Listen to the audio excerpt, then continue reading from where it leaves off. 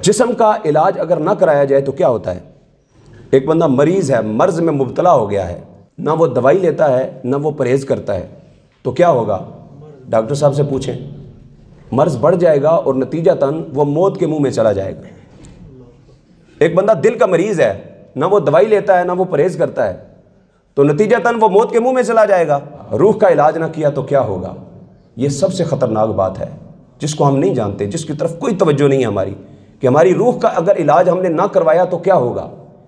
अगर जिस्म का इलाज बंदा ना करे, परहेज़ ना करे, इलाज ना करवाए, दवा ना ले, तो जिस्म मौत के मुंह में चला जाता है।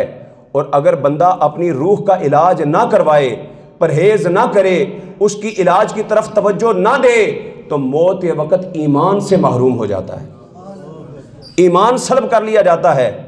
इसलिए रूह का इलाज ज़रूरी है। आज हमने जिस्म का इलाज को तो ज़रूरी समझ लिया, लेकिन रूह के इलाज की तरफ हमारी तवज्जो ही नहीं है। इसलिए हमें चाहिए कि जिस तरह हमारा जिस्म बीमार होता है तो हम मालिज के पास जाकर, डॉक्टर के पास जाकर, हकीम के पास जाकर, अतिबा के पास जाकर इलाज करवाते हैं, इसी तरह अगर हमें पता है हमारी रूह बीमार है, जिसका नमाज़ पढ़ने में दिल नहीं लगता उसकी रूह बीमार है, जिसका मस्जिद के अंदर आने का दिल नहीं लगता उसकी रूह बीमार है, जिसका नेकी का काम करने का दिल नहीं चाहता उसकी रूह बीमार है। जब पता चल गया कि मेरी रूह बीमार है तो फिर मुझे उसका इलाज भी करवाना चाहिए। तो अगर हम जिस्म के इलाज के लिए डॉक्टर के पास जा सकते हैं तो रूह के इलाज के लिए अल्लाह के वलियों के पास क्यों नहीं जा सकते? अक्सर लोग कहते हैं कि अल्लाह के वलियों के पास क्यों जाते हो, ये तो शिरक है, तुम शिरक करते हो, अल्लाह के वलियों के पास जाते हो, वो तुम्हारी मदद तो मुश्किल तो नहीं आसान, मुश्किल कुशा, हजत रवा, एक खुदा, ये नारे लगाते हैं। बस सिर्फ खुदा मुश्किल कुशाई करने वाला है, अल्लाह का वली मुश्किल कुशाई करने वाला नहीं है। तो याद रखें, जिस तरह अल्लाह के होते हुए हम जिस्मानी इलाज के लिए डॉक्टर के पास जाते हैं, अल्लाह मौजूद है ना, लेकिन फिर भी हम ज़ाहिरी सबब इख्तियार करते हुए, शिफा देने वाला कौन है? अल्लाह। शिफा तो अल्लाह ने देनी है, चाहे रूहानी बीमारी हो चाहे जिस्मानी बीमारी हो।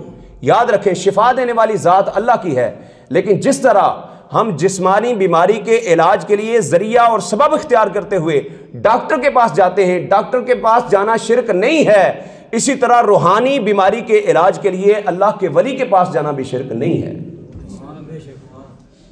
इसलिए रूहानी बीमारी के इलाज के लिए औलिया के पास जाना ज़रूरी है। फिर लोग सवाल ये उठाते हैं जी, और इस दौर में 2 नंबर पीर बहुत हैं जी, सोशल मीडिया पर ये टीवी उठा के देखो जनाब, 2 नंबर पीरों के जनाब ड्रामे और पता नहीं क्या क्या दिखाया जाता है, पता चल जाता है ये यही 2 नंबर पीरी है, ये पीरी फ़कीरी कुछ है ही नहीं है। तो सिर्फ इस मामले में नहीं है, ये जिस्मानी जो मालिज है ना, जो डॉक्टर हैं, इनमें भी बड़े बड़े लुटेरे बैठे हुए हैं। यकीन जानिए, आपको नहीं पता तो ये डॉक्टर साहब तशरीफ़ फरमाए, इनसे पूछें आप, जो आपके नौजवानों में से अगर कोई पैरामेडिकल का कोई काम करता है, ये जो डॉक्टरों के पास आप जाते हैं तो जो जाकर सैंपल दिखा रहे होते हैं, बक्स वगैरह उठाया होता है, इनसे कभी आप पूछें, इनको कंपनियों ने बाकायदा टारगेट दिया होता है कि ये टारगेट आपने इस माह के अंदर पूरा करना है, इतने पैसे आपने कमाने हैं, इतनी सेल्स आपने करनी है। तो उस टारगेट को पूरा करने के लिए क्या किया जाता है? डॉक्टरों को बाकायदा रिश्वत दी जाती है। हाँ, बाकायदा तौर पर डॉक्टरों को रिश्वत दी जाती है, उनको उनके घर का सामान ला कर दिया जाता है, उनको महंगे नाश्ते करवाए जाते हैं, महंगे खाने खिलाए जाते हैं, उनको बैरून ममालिक जाने के लिए बाकायदा तौर पर टिकट मुहैया किए जाते हैं। हज और उम्रे उन रिश्वत के पैसों से बेशुमार डॉक्टर करते हैं। हाँ, यकीन जानिए, ये जिस तरह जिस्म के इलाज के लिए भी बेशुमार लुटेरे बैठे हुए हैं, लेकिन फिर भी आपको पता है कि यार किस डॉक्टर के हाथ में शिफा है, यार फलां डॉक्टर महंगा बड़ा है, फीस बड़ी है, लेकिन वो जो दवाई देता है ना उसमें बंदा ठीक ज़रूर हो जाता है। यार फलां डॉक्टर की दुकान तो छोटी है लेकिन इसके हाथ में शिफा बड़ी है, ये सबको पता होता है ना। जिस्मानी इलाज के लिए मालिज का सबको पता होता है, ढूंढ लेता है बंदा। तो रूहानी इलाज के लिए हम सही बंदा क्यों नहीं ढूंढ सकते?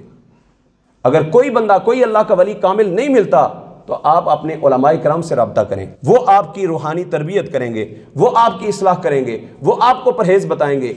इंशाअल्लाह आपकी रूह इस तरह तंदुरुस्त रहेगी जिस तरह आपका जिस्म तंदुरुस्त है। इसलिए जिस्म और रूह दोनों की तंदुरुस्ती निहायत ज़रूरी है।